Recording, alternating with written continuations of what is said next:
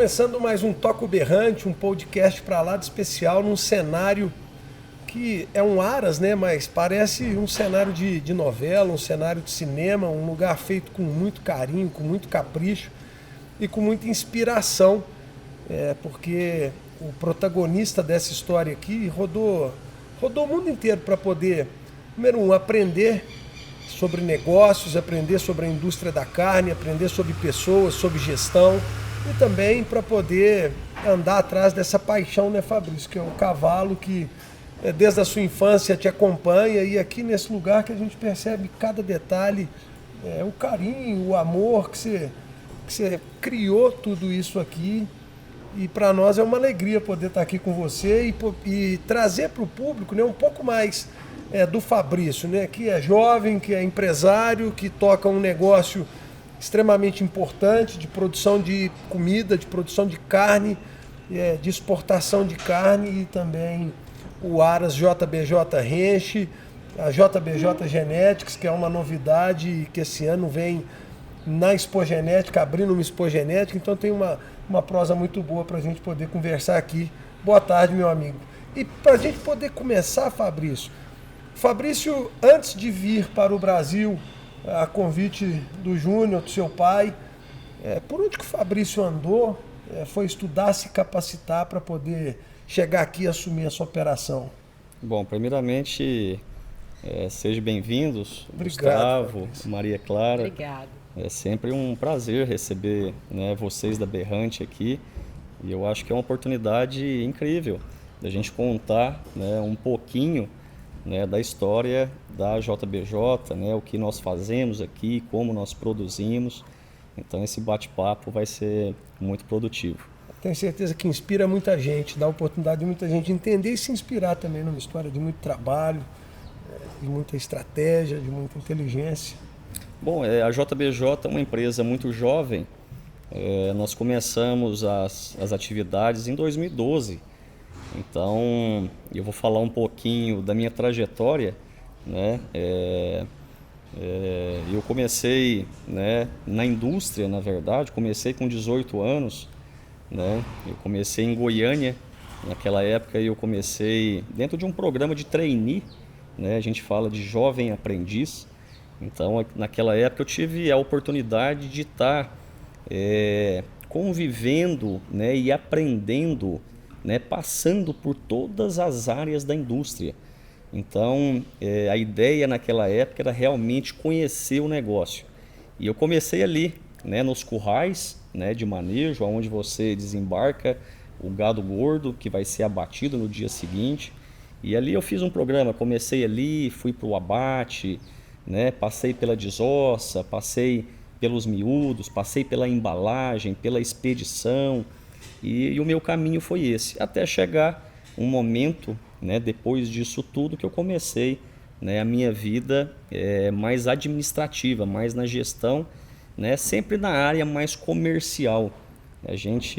Eu acho que cada um tem um perfil, e eu sempre gostei muito da área comercial. Então, depois de toda essa trajetória como trainee, como jovem aprendiz, trabalhei, né, até os meus 21 anos, né, fiquei mais 3 anos, né, na área comercial, sempre trabalhando com a indústria, venda de carne com osso, carne desossada, subproduto. Isso vendendo no mercado interno ou já nesse relacionamento com o mercado externo, Fabrício? Isso mais no mercado interno. Então, naquela época, o mercado externo ainda não era tão pujante, né, como é hoje. E eu tive a oportunidade, que foi uma escola muito grande, eu ter essa oportunidade de trabalhar dentro do mercado doméstico, mercado interno, fazendo a venda, né, desses produtos, que me serviu de base, né, para quando, num futuro próximo, quando eu fui ao exterior trabalhar, né, na exportação, eu carreguei toda essa base do mercado interno, que me serviu muito bem, né, dentro desse mercado internacional. Então, naquela época eu trabalhei bastante com a venda de carne, e a exportação estava crescendo muito. E naquela época eu senti a necessidade, Gustavo, de falar inglês, de falar melhor a língua, né? Até porque quando você trabalha com a exportação, com o mercado internacional, você precisa se comunicar bem. Então foi aí que eu decidi estudar, né? Eu fazia faculdade na época de administração, e aí tranquei a faculdade no Brasil e me mudei, né, para a Inglaterra. Morei quase 3 anos em Londres. Foi onde eu tive a oportunidade de continuar, né, o meu curso superior e ter a formação realmente, né, em administração, que é o que eu gosto, e aí aprimorar realmente a língua inglesa para que a gente pudesse, né, na verdade, começar a trabalhar dentro do mercado internacional, né, vendendo essa proteína vermelha do Brasil, né, para os mercados que demandavam mais naquela época. Então, lá na Inglaterra, então você terminou o curso de administração lá na Inglaterra. Exato. Lá na Inglaterra. E lá você continuava trabalhando dentro do grupo, na parte de comercialização, concomitantemente com os estudos? Não, lá eu tive que encerrar. Então, como a faculdade, a universidade, ela demandava muito tempo, né? E eu tinha aulas durante a manhã, tinha aulas no período da tarde. Então eu fiquei realmente esse tempo dedicado, né, ao estudo. Então eu fiquei lá 3 anos dedicado ao estudo. Logo após, quando eu terminei os estudos e me formei, a JBS, na época, tinha acabado de comprar, de fazer a aquisição da Swift Company nos Estados Unidos. Então, eu terminei os estudos e ali eu vi uma oportunidade muito grande de continuar aquele processo de aprendizado, me mudando, né, para os Estados Unidos e se juntando, né, ao time, né, da JBS USA, né, para a gente começar a desenvolver esse mercado externo a partir dos Estados Unidos. Você teve uma vivência também, Fabrício, na Austrália, né? Como que foi? E eu fiquei 2 anos nos Estados Unidos, fiquei trabalhando com exportação, tanto do bife, né, da carne vermelha, quanto do frango. Naquela época eles tinham comprado também uma outra empresa que se chama Pilgrim's Pride, que é uma grande empresa processadora de frango nos Estados Unidos. Então eu tive a oportunidade de trabalhar com o frango, com o bife, e logo depois eu tive a vontade, né, de ter a experiência de um novo mercado, que aí foi quando eu fui, né, trabalhar na Austrália. Fiquei por lá por mais um ano. E aí logo em 2011, né, eu tive a oportunidade, foi quando o meu pai, né, resgatou as ações dele e saiu da empresa. Ele me convidou realmente para voltar, né, da Austrália e a gente começar essa nova empreitada que é hoje a JBJ. Ô Fabrício, quando você estava tanto nos Estados Unidos e também depois na Austrália, trabalhando na JBS, na comercialização com o mercado externo, vendendo proteína produzida lá para outros países do mundo ou a proteína produzida no Brasil, negociando ela com outros mercados importadores? Como é que era essa atuação? Lá realmente a gente trabalhava vendendo o produto americano.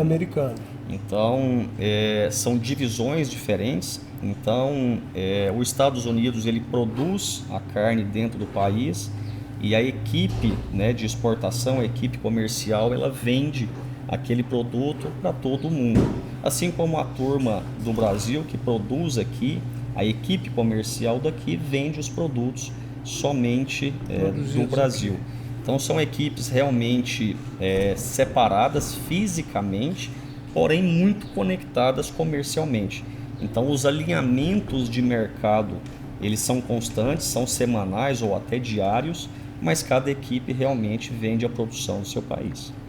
E em termos de sistemas de produção, né, Fabrício? No Brasil nós estamos num país tropical, né, que tem uma pecuária naturalmente predominantemente a pasto, nos Estados Unidos muito mais intensificado.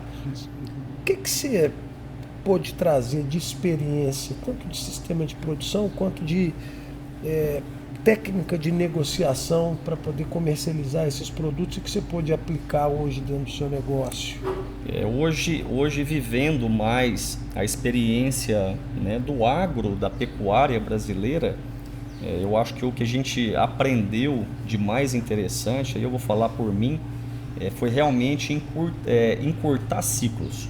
Então hoje os Estados Unidos ele tem um grande negócio que é a cria, que é a produção de bezerros, mas lá, Gustavo, não existe essa recria, né? Então os animais que são criados lá, eles já são desmamados, muito pesados, acima de 300 quilos, e as áreas dos Estados Unidos, as pastagens, as fazendas de pastagens, elas são para cria, elas não são para recria. Então esses animais, eles são desmamados e já são trazidos direto para o confinamento. Então lá nos Estados Unidos existe um encurtamento de ciclo pecuário muito grande, né? Que talvez isso a gente precisaria desenvolver no Brasil. Então o projeto do Swift Black, que é o programa de carne de qualidade que a gente promove, que a gente produz, a gente aprendeu isso lá, né? Que é conseguir desmamar um animal cada vez mais pesado, né? E encurtar esse ciclo e levar ele direto para o confinamento, deixar ele lá um período um pouco mais longo, mas abater esse animal também muito mais jovem. Então essa experiência dos Estados Unidos, eu convivi muito com isso lá, e eu acho que é o que a gente mais trouxe para o nosso negócio. Hoje, dentro da nossa realidade, que é o gado Nelore, a gente está trabalhando em cima disso. A gente tem alguns desafios ainda a ser quebrados, né? Mas a recria nossa está cada vez mais curta. Então a gente está usando da genética, a gente está usando da nutrição, está usando do manejo, né? de todas as ferramentas que a gente tem para ter e conseguir, né, viabilizar essa pecuária que às vezes é tão difícil, né, dentro do nosso país. Então esse talvez, trazendo para a nossa realidade, foi o grande aprendizado. E nessa produção de carne lá nos Estados Unidos, Fábio, porque quando a gente pega um produto desse, né, que você desmama ele extremamente pesado, pula a recria, né, sequestra a recria dele, leva ele direto para o coxo, termina ele rápido, é um animal super precoce, com peso, com características de uma carne de extrema qualidade, né? De marmoreio, de acabamento, de maciez, de suculência. Estamos falando de um produto premium, né? Trabalhar a comercialização desse produto premium, ela é mais complexa que se trabalhar de uma commodity, o interesse dos mercados, a negociação. O mundo está mais atrás de preço ou de qualidade? Essa é uma boa pergunta. Quando nós começamos a desenvolver esse negócio no Brasil, que é de carne de qualidade, na verdade foi uma grande quebra de paradigma, porque o Brasil nunca foi reconhecido por carne de qualidade. Vocês criaram um mercado, né? Nós sempre fomos, o Brasil sempre foi produtor, né? Nós somos hoje os maiores exportadores de proteína vermelha do mundo. Porém, o que a gente produz aqui, na grande maioria, é a carne commodity, né? É essa carne vermelha do dia a dia. E quando a JBJ veio, né, começar esses projetos, aí eu falo projeto em grande escala, porque até então no Brasil não tinha um projeto de carne de qualidade de grande escala, foi realmente trazendo isso, buscando essa genética de ponta dos Estados Unidos, buscando essas baterias de touros, né, extremamente bem avaliadas para característica de qualidade de carne, não só de peso, porque até então no Brasil o que a turma, né, os pecuaristas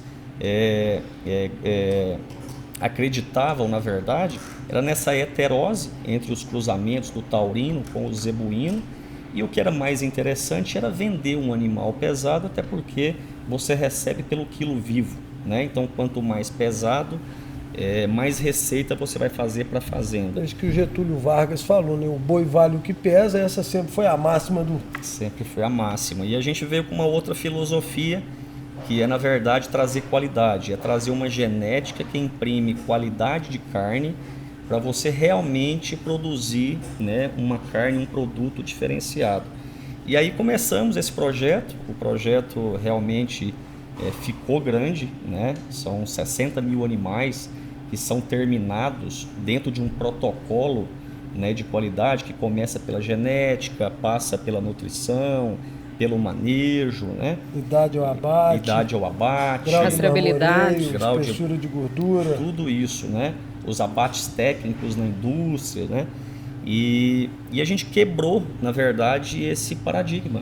E hoje o Brasil, nos maiores e mais importantes mercados do mundo, nós somos reconhecidos por produzir carne de qualidade. Então hoje a gente está na Europa, nós estamos no Oriente Médio, na América do Sul, no Chile, na China principalmente, oferecendo essa carne que é produzida no Brasil e que está competindo diretamente com a carne americana, a carne australiana, a carne canadense, que esses, né, teoricamente, na prática, produzem a melhor carne do mundo e são também os maiores players.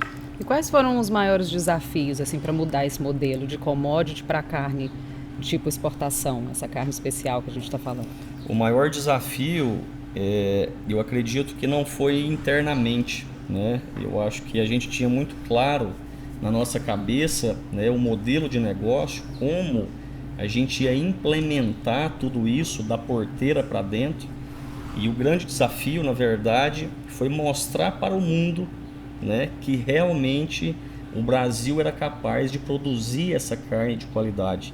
Então a gente tem os nossos vizinhos aqui, a Argentina, o Uruguai, que produz essa carne realmente de qualidade, e a gente explicar e realmente demonstrar, né, e fazer com que todos os importadores, né, essa cadeia do food service, que são de restaurantes, da alta gastronomia, entendesse e realmente acreditasse que o nosso produto era competitivo. Fabrício, nós estamos aqui na floresta, né, em Nazário, na Fazenda Floresta em Nazário, e eu me recordo muito bem que há um ano atrás, nessa mesma época do ano, qual que é a capacidade estática desse confinamento aqui? Hoje aqui, Gustavo, nós temos um confinamento que tem a capacidade estática de 20 mil animais. Então a gente consegue fazer 3 giros no ano, são giros de 120 dias. Então se você pegar vezes 3, né, a gente consegue fazer até 60 mil animais dentro do ano. Então eu vim aqui, ele estava tomado de animais meio sangue Angus, né, da linha Swift Black que a gente estava comentando agora. Retorno esse ano, o confinamento está com gado branco, com gado Nelore. E paralelamente a isso, há alguns anos a JBJ entra definitivamente no mercado de melhoramento genético da raça Nelore com intensificado, né? Isso já acontecia com uma base, se me corrija os números se eu estiver equivocado, de 42 mil vacas genotipadas, um gado comercial, mas sempre selecionado. Essa entrada na genética do Nelore é para poder aplicar isso em larga escala e trazer isso que vocês experimentaram no Angus, fizeram com o Angus, aplicar isso dentro do Nelore em volume, Fabrício? Exatamente. Então, o pessoal que vier visitar a gente vai até, né, se surpreender. Né? Vão se surpreender, porque até o ano passado, essa fazenda realmente a gente tocava aqui a operação do Swift Black, né, que é o programa de carne de qualidade. E aí nós começamos, né, com esse programa, né, com esse novo empreendimento que é o JBJ Genetics. Né? Então hoje o que a gente está fazendo no JBJ Genetics é, na verdade, fazer o melhoramento genético da raça Nelore para o gado de avaliação. Então, como a JBJ, nós viemos da produção, do campo, nós acreditamos que esse melhoramento genético da raça Nelore, ela tem que ser voltada também para o campo. Então, o que a gente quer fazer é algo inovador, né? A razão pelo qual nós mudamos, né? Na verdade, o projeto da carne de qualidade ela não acabou, o gado só foi transferido, né, para uma outra unidade, que é a unidade que a gente tem em Aruanã, Goiás, que é um confinamento que tem 4 vezes a capacidade estática desse confinamento que a gente se encontra hoje. E para mim não fazia muito sentido a gente pregar o melhoramento genético do Nelore e ter um confinamento cheio de gado Angus. Então, nós fizemos uma inversão. Então, esse gado Angus ele foi para essa outra unidade e a gente completou. Hoje essa fazenda ela é 100% Nelore. Então, quando eu falo que a gente quer fazer algo inovador, é que eu penso, Gustavo, é que todos ou quase todos que estão no mercado fazendo melhoramento genético, você faz o melhoramento genético da raça, você vende essa genética, né, para os produtores em todo o país, mas você não consegue captar de volta realmente os dados daquele melhoramento. Perfeito. Então, a JBJ, como ela tem a capacidade, né, de fazer todo o ciclo, né, eu falo todo o ciclo porque nós participamos da cria, nós participamos da recria, nós participamos da engorda, do confinamento e também da indústria. Então, esse melhoramento genético, essa genética que a gente vai estar ofertando para o mercado, eu vou estar testando também em grande escala dentro da JBJ. Então, o sêmen dos touros que a gente vai vender, os touros que eventualmente forem para centrais, a gente vai testar tudo isso dentro do gado comercial nosso. Esses animais, a gente vai ter a oportunidade de mensurar, né, o desempenho na fase de bezerro, a gente vai ter a oportunidade de mensurar essa recria, né, a pasto, essa engorda. E aí eu falo mensurar em vários aspectos, eu falo em conversão alimentar, eficiência biológica, acabamento, e a gente vai terminar, né, com essa coleta de dados dentro da indústria, que é o último feedback que a gente vai ter, né, dessa genética que a gente vai estar ofertando para o mercado.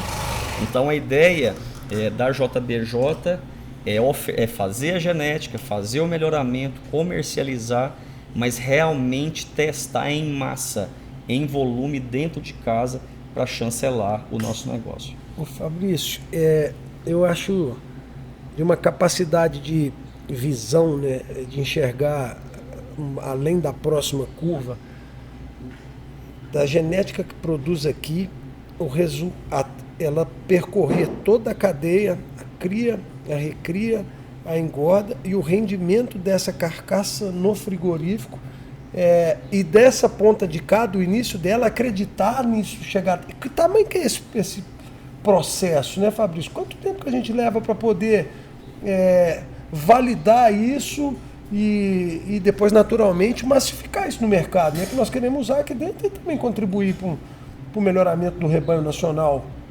Isso completo. Então, eu enxergo, Gustavo, que o melhoramento genético ele veio para trazer rentabilidade para o produtor, né? Então, o melhoramento ele traz encurtamento de ciclo, né? Ele traz, né, um intervalo de parto, né, menor para as fêmeas, ele traz uma conversão alimentar, né, melhor quando você vai acabar esses animais, traz mais acabamento quando a gente fala de carcaça frigorífica.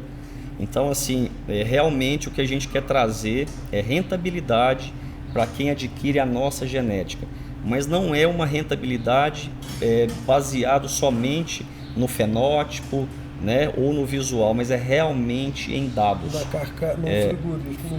Eu acho que a colheita de dados que a gente vai ter em todas as etapas, ela vai nos suprir, né? Vai ser uma ferramenta muito importante na hora da venda, né, dessa genética, de realmente provar o que essa genética pode fazer, né, na propriedade de todos que adquirir os nossos produtos. Você falou um termo aqui que ele para mim ainda é novo, porque talvez o principal indicador que a gente conversa muito no confinamento é o GMD, né, o ganho médio diário. Que é um indicador de quanto que esse animal está te custando e quanto que ele está ganhando de peso. Mas aqui na JBJ, hoje também participando, conversando com as pessoas envolvidas na operação, falando de eficiência biológica, que é o quanto esse animal ganha e o quanto do que ele ganha ele converte em carcaça. Exato. avaliando também a eficiência, né? Se ele, o carro residual dele, a eficiência alimentar desse animal, do que ele está comendo, o que ele está de fato transformando em carne. E vai ser possível imputar esse dado também na hora de vender esses animais, claro, né, Fabrício? Claro. Eu acho que quando a gente cria um animal, quando a gente engorda um animal e abate esse animal, o que interessa e que sempre interessou é a carcaça, é o ganho de carcaça, né? Eu acho que os indicativos de GMD, como você disse, que é o ganho médio diário aqui no coxo, né? Ele é importante, né? Ele faz parte desse processo, mas o mais importante disso tudo é o ganho de carcaça, que é onde você vai rentabilizar, né, dentro daquilo que você produziu. E esse ganho de carcaça, logicamente, isso volta em dados, e isso, logicamente, isso vem para o sumário, né? E isso é mais uma ferramenta que a gente vai ter, que é essa informação vindo de volta para a indústria, para complementar tudo aquilo que a gente procura, que é uma acurácia muito grande, né, na produção e na informação que a gente vai estar dando aos nossos clientes. Fabrício, a velocidade é um atributo, uma característica dos negócios da JBJ, né? Você vê a gente falando de uma empresa de 12 anos, com uma operação aí que abate mais de 250 mil animais próprios por ano, são 70 mil animais em recria. Quantos nascimentos ao ano, Fabrício? Mais de 30 mil nascimentos. Mais de 30 mil nascimentos ao ano. Como que está o projeto da JBJ Genéticas, né? Em que fase que nós estamos, desde essas vacas genotipadas, do que a gente está multiplicando de nascimento, essa estreia esse ano na Expo Genética, abrindo a Expo Genética, que é a maior feira de avaliação de dados de raças zebuínas do planeta, e carregar essa responsabilidade de abrir uma Expo Genética porque a gente está seguro e confiante do que nós estamos fazendo dentro de casa, né? Então, como você falou, Gustavo, a JBJ ela imprime velocidade, né? Então é o jeito que a gente gosta de trabalhar, né? Quando a gente começa, né, algum negócio novo, algum empreendimento, eu acho que a velocidade ela é determinante, né? Eu acho que você tem que continuar avançando, né? E a JBJ Genetics não foi diferente, né? É um projeto que nós começamos meados de 22, se eu não me engano. Nós adquirimos, né, naquela época a base genética dos maiores criadores, né, do nosso país.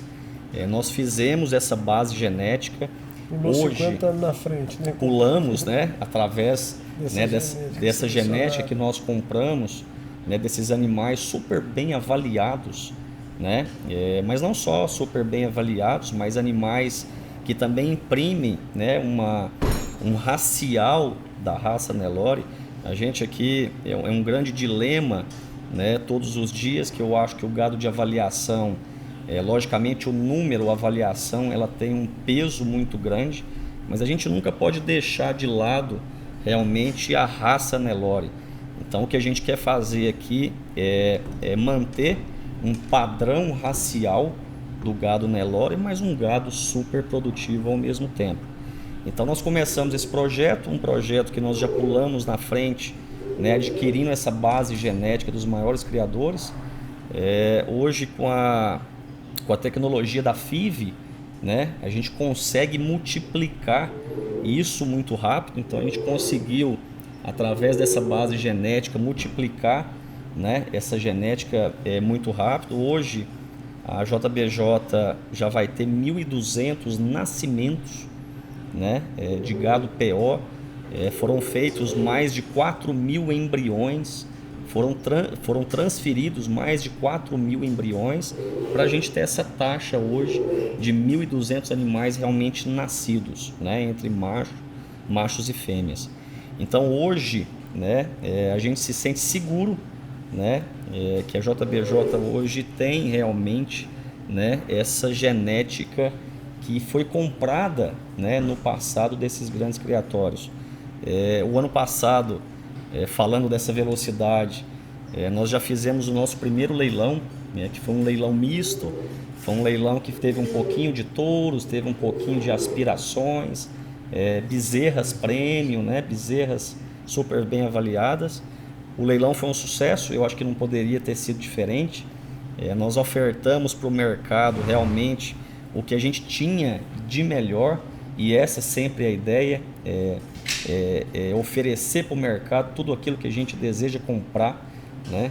Então foi um sucesso. Esse ano uma responsabilidade, né, tremenda de fazer a abertura da Expo Genética, né? Uma feira tão importante como essa, e a gente no dia 16/8, realmente a abertura da Expo Genética vai ser, né, com o pontapé da JBJ Genética, e a gente fica muito feliz, né? A responsabilidade ela existe, mas ao mesmo tempo a confiança, né, de fazer um bom trabalho, né, de ter animais de qualidade para ser ofertados para o mercado, e eu tenho certeza que vai ser um sucesso.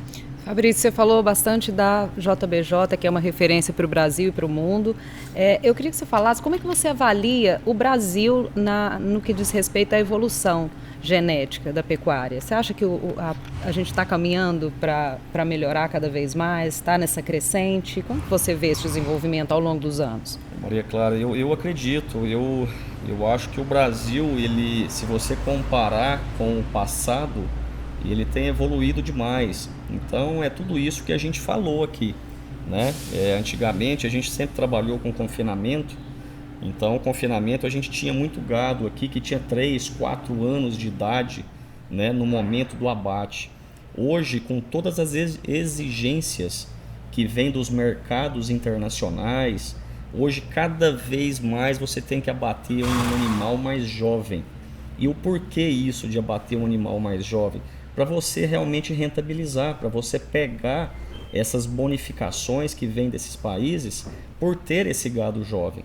E aí você me pergunta, Fabrício, como é que faz esse gado jovem e como é que rentabiliza, pegando todas as bonificações possível, né, desse animal? É através da genética.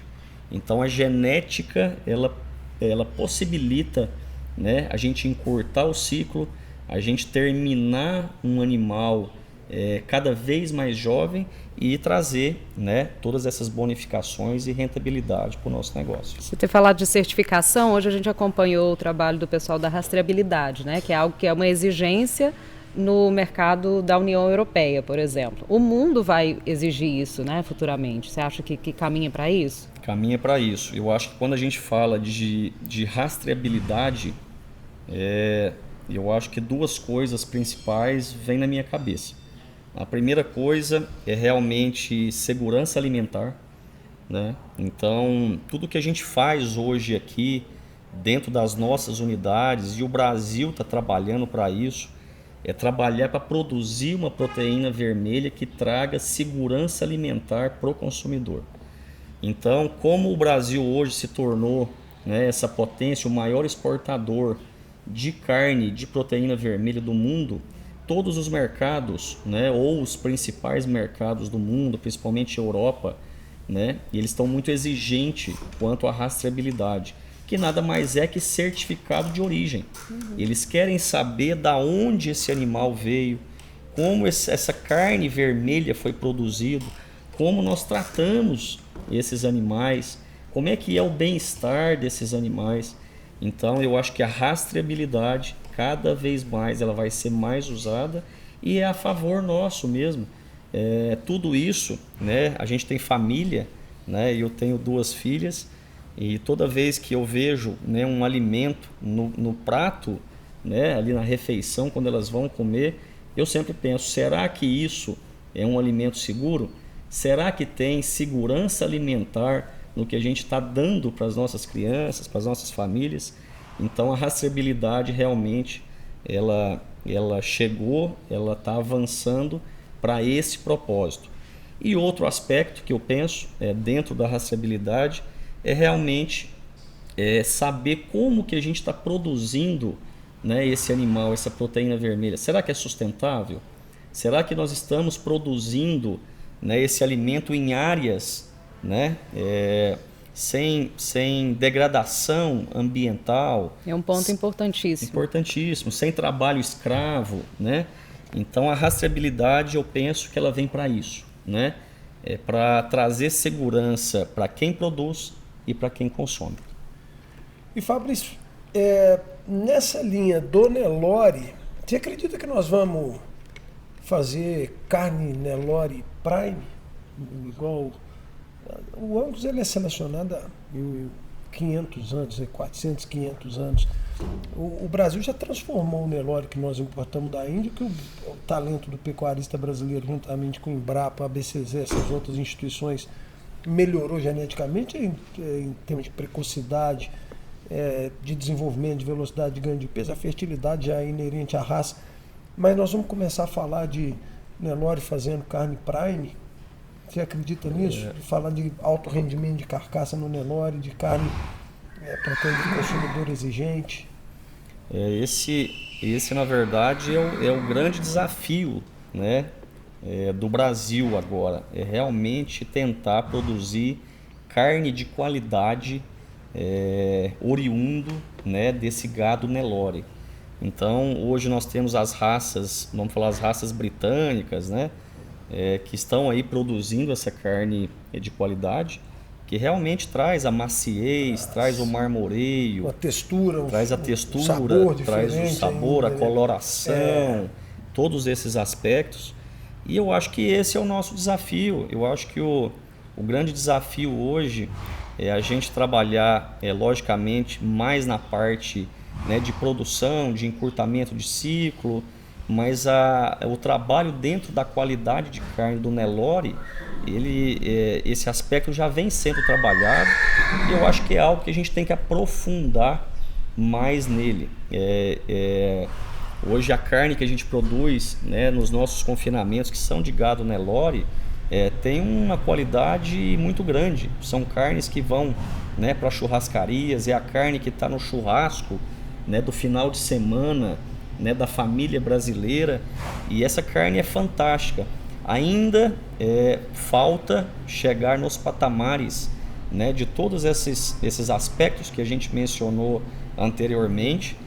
Falta uma evolução em termos, né, de marmoreio, de maciez, mas eu acho que esse é o caminho, né? A gente vai continuar trabalhando nisso para a gente continuar, Gustavo, o mais importante é agregando valor. Eu acho que quanto mais a gente agregar valor, né, nessa carne commodity, trazendo ela para uma carne de qualidade, isso vai nos beneficiar em termos de rentabilidade também. Perfeito. E certamente vai ter muito pecuarista e muito apaixonado pelo cavalo assistindo esse podcast nosso. E nesse ambiente aqui nós já falamos tanto de pecuária, de genética, de produção de carne, mas nós não falamos das estrelas que fazem parte de todo esse contexto aqui, que nós estamos há pouco mais de 30 dias do tradicionalzíssimo leilão JBJ Ranch. E se a gente fala de velocidade, aqui tem cavalo de velocidade também, cavalo de trabalho, né, Fabrício? E aí eu quero que você dê uma mergulhada nisso, porque o projeto do Aras, você estava comentando assim que você saiu do cavalo um tempo, mas o cavalo nunca saiu de você. E eu digo que vai ter muita gente assistindo, porque é impressionante os números do cavalo, especialmente o quarto de milha no Brasil, né, Fabrício? A quantidade de associados na BQM, a quantidade de novos empresários entrando na raça, a quantidade de cavalos produzidos, comercializados, a temperatura desse mercado vive um momento maravilhoso, né? E além da paixão, certamente o Fabrício enxergou um negócio nisso, né?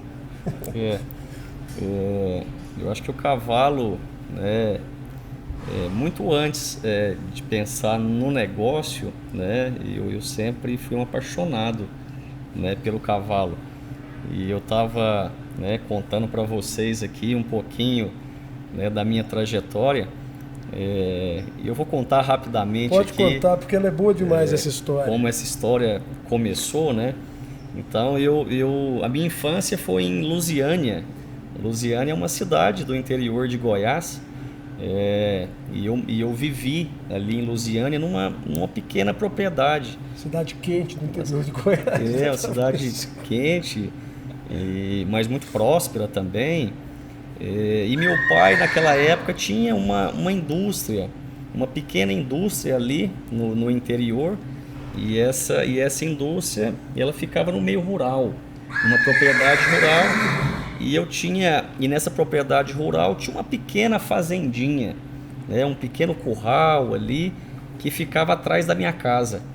Então a gente morava ali perto da indústria, tinha essa fazendinha e eu sempre gostei, né, de cavalo.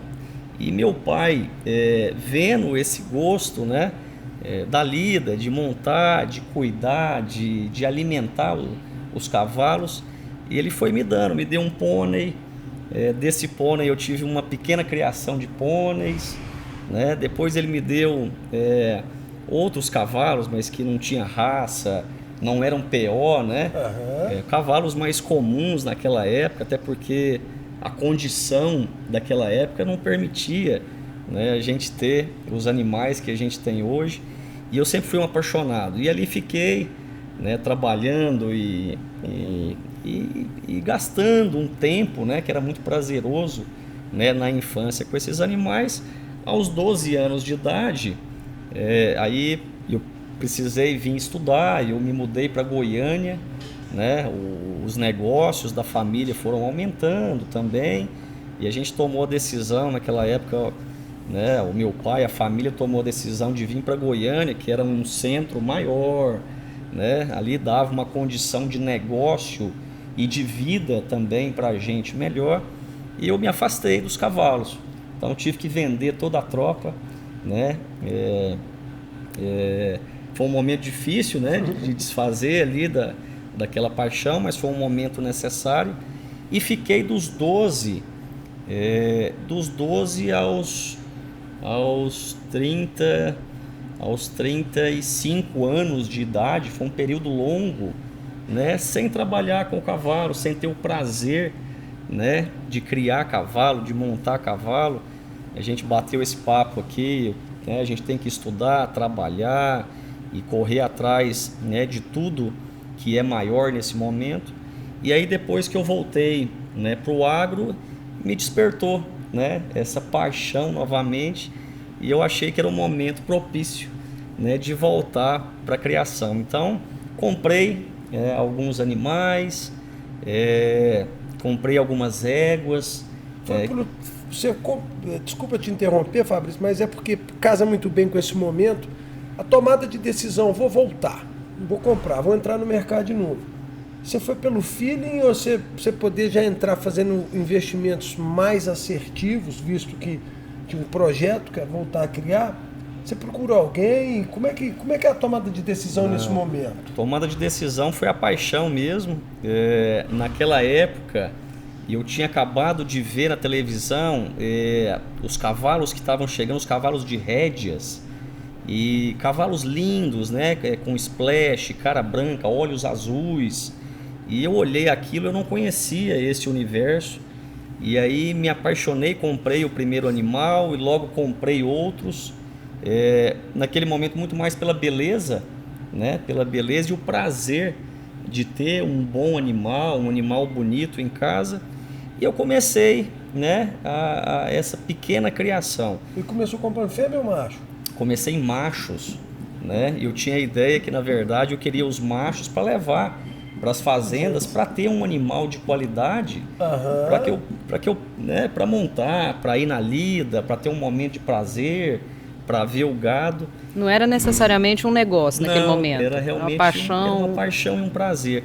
Mas aí, Gustavo e Maria Clara, a gente sabe que na verdade o Aras, né, quando vai crescendo e a quantidade de animais vai aumentando, e aí tem a mão de obra, tem os funcionários, tem o custo fixo, a nutrição, a sanidade, né? Tudo começa a ficar dispendioso, né? E ali eu tive, né, uma ideia que é realmente transformar, né, aquele prazer em um negócio também. E aí logo, né, eu me envolvi um pouco mais, fui conhecer mais do mercado, fui conhecer os grandes criadores, entender como eles criavam o cavalo, quais eram os acasalamentos que estavam dando certo, quais eram as tendências de mercado.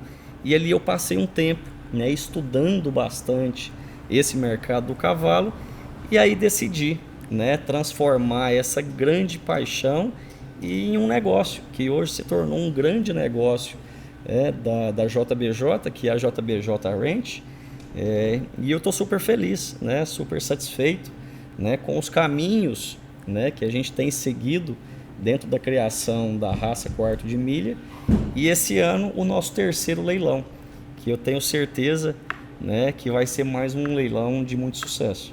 E Fabrício, mas você, além dessa tropa maravilhosa que está aqui, muitos deles se exibindo para nós aqui atrás, você foi dar uma volta lá nos Estados Unidos, foi atrás dos maiores ganhadores que estão nos Estados Unidos, mas eles representam os cavalos mais premiados no mundo. Como é que foi esse tour seu nos Estados Unidos? O que você está preparando? Então, a gente vai trabalhando e vai estudando e vai entendendo um pouco mais do negócio. E logo no começo, alguns amigos do universo do cavalo falaram: Fabrício, cavalo não é quantidade, cavalo é qualidade, né? Então, tenha bons animais, né? Pode ser poucos animais, mas bons animais. E aí aquilo ficou na minha cabeça, né? A gente sabe que o celeiro, né, do cavalo quarto de milha é os Estados Unidos. E ali logo eu me atentei, né, que na verdade existe toda essa qualidade genética no Brasil, mas que eu também precisava ir aos Estados Unidos buscar realmente o que há de ponta, né, o que há de melhor no mundo dentro da raça. E aí lá eu fui, né, buscar essa genética, importar éguas, importar potras, né, que poderiam complementar o que faltava dentro do criatório. E tivemos uma felicidade muito grande, Gustavo. Agora, o ano passado, nós adquirimos 2 garanhões, né? Um deles é o Lil Joy Cash. O Lil Joy Cash é uma estrela, né? Do cinema, né? Hoje muito famoso pela série Yellowstone. Então, é um cavalo que marcou ali o seriado. É um cavalo que o John Dutton não deu conta de comprar, um cavalo que ali existe até um mito, né, que ali no 5º episódio o John Dutton tentou comprar o cavalo e é real, e ele acabou não conseguindo comprar o cavalo, a gente acabou comprando esse cavalo, né, o cavalo. Mas além do seriado e de toda, né, a imagem que tem por trás, o cavalo é um super cavalo, é um cavalo que é campeão mundial, né, de rédeas na sela do Andrea Fapani, né, o italiano que hoje, né, a grande figura, é o grande craque hoje, né, dentro do mundo das rédeas. Então o cavalo é campeão mundial, o cavalo já produziu mais de 3 milhões de dólares, né, em premiações através de seus filhos, correndo provas nos Estados Unidos. Então é um cavalo que realmente vem para o Brasil, né, para ser um divisor de águas, né, para a gente disseminar essa genética. E além do Lil Joy Cash, nós compramos em paralelo, né, um outro cavalo que é um super cavalo, que se chama Whiskey and Diamonds, né? O Whiskey and Diamonds, campeão em pistas, ganhou mais de 300 mil dólares em pistas. Seus filhos também já produziram mais de 3 milhões de dólares, né, em premiações. E esse cavalo nós tivemos a grande felicidade, agora novembro do ano passado, 2023, de uma filha dele, né, correu o Futurity, né, nível 4, que é o maior nível, né, entre os profissionais, né, que correm rédeas, né, no mundo. E a filha do cavalo ganhou, né, o campeonato mundial. Foram 500 animais ao total que entrou naquele campeonato, cavalos, né, do mundo todo. Foram classificados 30 animais para a final e ela acabou, né, ganhando o campeonato mundial. E nós, né, nos tornamos os primeiros brasileiros na história a ter um garanhão, né, que fez uma filha campeã mundial. Então nos deixa muito feliz, é uma conquista grandiosa, E com certeza esses 2 cavalos, né, vão marcar a história no Brasil, vão ser divisor de águas, e a JBJ, né, vai ter a oportunidade, né, de disseminar e oferecer, né, realmente isso para quem acredita nessa genética campeã. Então já está escrevendo, o JBJ, a gente já está escrevendo página na história do quarto de milha até nos Estados Unidos, porque no Brasil nós escrevemos no ano passado, né, com um leilão com maior faturamento, e esse ano a gente vem com mais uma meta arrojada, e tem uma protagonista aqui atrás, né? A Lola é uma das estrelas desse leilão, Fabrício? A Lola é uma das estrelas, então é o que você disse, Gustavo, hoje a JBJ ela já não é nem regional, nem nacional. Então a gente já tomou um corpo mundial, né? Então você vai nos Estados Unidos hoje, né, a maioria dos treinadores, né, dos criadores já conhecem a JBJ Ranch. Então a gente, né, já conseguiu colocar esse pé lá nos Estados Unidos, ter esse reconhecimento, né, do mercado americano. E esse ano a gente vai ter, né, algumas estrelas, né, que são éguas, super éguas, né, importadas, né, ganhadoras, produtoras, que vão estar, algumas delas à venda e algumas delas disponibilizando, né, embriões e produtos nascidos. Fabrício, puxando para o lado mais sentimental, assim, o que você acha que o que tem de especial no cavalo? O que move essa paixão? Que hoje, cada vez mais, a gente vê pessoas envolvidas, interessadas, querendo participar, querendo conhecer mais sobre esse universo. O que move essa paixão para você? O cavalo, eu digo que ele é realmente um ser especial, Maria Clara, porque você consegue realmente interagir, né, com o animal. Então é um dos poucos animais, né, tirando, né, os pets, né, o cachorro ali, o gato, né, que convive com a gente no dia a dia, dentro de casa, né. O cavalo, né, é um ser que você chega aqui no Aras, você chega nas baias, né, ele já te conhece, né, ele conhece seu cheiro, ele conhece a sua voz, ele conhece, né, ele consegue até sentir a sua energia, né? Então é um animal que você está ali cuidando, você está alimentando, você está montando, você está tendo um momento de prazer com esse animal, ao mesmo tempo que você está montando e ele está tendo esse prazer, né, de ir para a pista, praticar um esporte, ir para uma competição, ou até mesmo ir para a lida, fazer um passeio, né? Ele está tendo aquele prazer e você igualmente está tendo, né, de montar aquele animal, de ter aquela transmissão, né, de energia boa. Então realmente o cavalo ele traz tudo isso. As crianças, né, eu vejo as minhas filhas, né, a interação, né, o respeito que elas têm com o cavalo e que os cavalos também têm com elas naquele momento que eles estão juntos, né.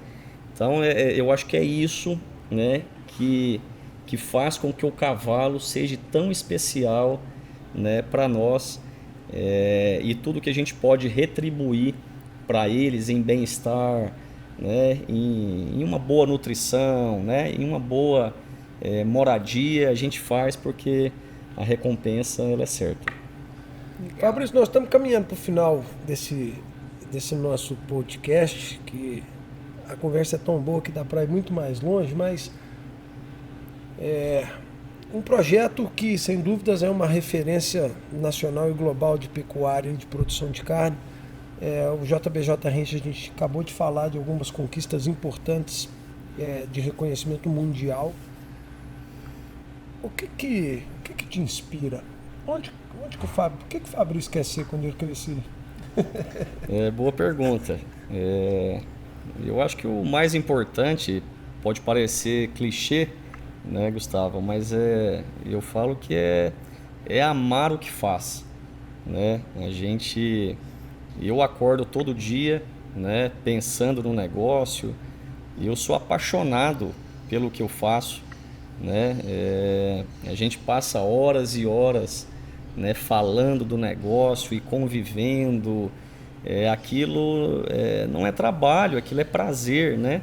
E eu acho que esse prazer, essa motivação, essa alegria, né, de estar trabalhando realmente com O que a gente gosta é que é o que faz com que o negócio, as coisas evoluam, é que a gente tenha sucesso. Então, realmente, a grande motivação, né? Além da família, né? Eu me espelho muito, né? Eu digo família vindo, né? Do meu avô, do meu pai, dos meus tios, né? Tudo que eles construíram, que foi muito difícil, né? Hoje, pouca gente sabe da história dos 70 anos de trabalho, né? Para chegar num patamar desse. E eu vejo isso com muita alegria, com muita motivação. E a gente tem, logicamente, a responsabilidade, né, de levar tudo isso à frente, mas também, na verdade, mas também uma alegria e uma vontade de trabalhar muito grande para cuidar, na verdade, de todas essas pessoas que estão envolvidas no nosso negócio. Então a gente levanta, né, cedo para trabalhar, para produzir, não só para a gente, né? A gente levanta para produzir os nossos colaboradores, para as famílias dos nossos colaboradores, para os brasileiros e para o mundo todo. Então a grande alegria nossa é ver realmente a evolução, né, que a gente está tendo, não só da porteira para dentro na produção, mas a pecuária brasileira, o incentivo, né, o exemplo que a gente está dando para toda essa nova geração, que assim como eu, né, está sucedendo aí um negócio familiar, né, trazendo tecnologia, inovação, trazendo conhecimento, quebrando paradigmas, né? Então tudo isso, na verdade, é um conjunto de coisas que faz com que a gente se sinta motivado a tocar em frente. Muito bom. E a gente percebe essa leveza aqui, porque muitas vezes quando a gente tem um avô, um pai muito bem sucedido, talvez o filho se sente na sombra, né? E aqui a gente percebe muita leveza no conduzir, muita autonomia, liberdade. É bonito ver isso aqui dentro do Limpo. Porque a sombra deles de fato é grande, fizeram muito, né, Fabrício? Fizeram muito, né? Uma história grandiosa, né? Uma história mundial. Justamente. Né? E se eu puder, né, contribuir, né, pelo menos um pouquinho, né, para essa história e dar continuidade, eu já me sinto muito feliz, né, Gustavo? E na verdade, essa leveza, essa autonomia, né, que você vê hoje dentro da JBJ, isso tudo, na verdade, é um poder, né, e um despreendimento muito grande, né, que a gente tem aí, principalmente do meu pai, né, e a confiança, né, que ele deposita na gente para a gente tocar isso em frente. Então, hoje, a grande dificuldade das famílias, dos negócios familiares, é essa confiança e esse despreendimento, né, do patriarca, de realmente passar à frente, passar o bastão, confiar, né, que as novas gerações vão trazer, né, um modelo novo de negócio, uma visão diferente. E hoje a gente tem essa autonomia, a gente tem essa liberdade, né, de produzir, porque isso foi passado, né? Então, meu pai, né, isso foi passado do meu avô para ele. Ele teve esse desprendimento de passar da parte dele para mim. Estou seguindo o nosso caminho, trabalhando, e eu, né, vou ter que ter também esse despreendimento, né, de passar isso para as minhas filhas e para os meus irmãos. Então eu tenho 2 irmãos mais novos, né, um com 15 anos, outro com 9, e eu tenho certeza, né, que hoje eu estou à frente desse negócio, né? O pessoal fala: Fabrício, hoje você é o CEO. Não, eu estou como CEO, mas amanhã não estarei, né? Porque eu vou ter que ter esse trabalho e esse desprendimento de passar para uma nova geração, né? Para essa nova geração realmente tocar isso em frente e dar continuidade. Sequência. É isso aí, meu amigo. Um prazer, Obrigado, uma honra amigo. poder bater esse papo aqui com Obrigada, você. Fabrício. Sempre uma honra. oportunidade de aprender, de inspirar, de levar informação para quem assiste a gente. O conteúdo vai estar completo no YouTube da JBJ, no YouTube da Berrante e também recortes super interessantes desse bate-papo aqui de produção de carne, de pecuária, de melhoramento genético, de cavalos, quarto de milha e de inspiração de vida. A gente se vê no próximo episódio. Até lá!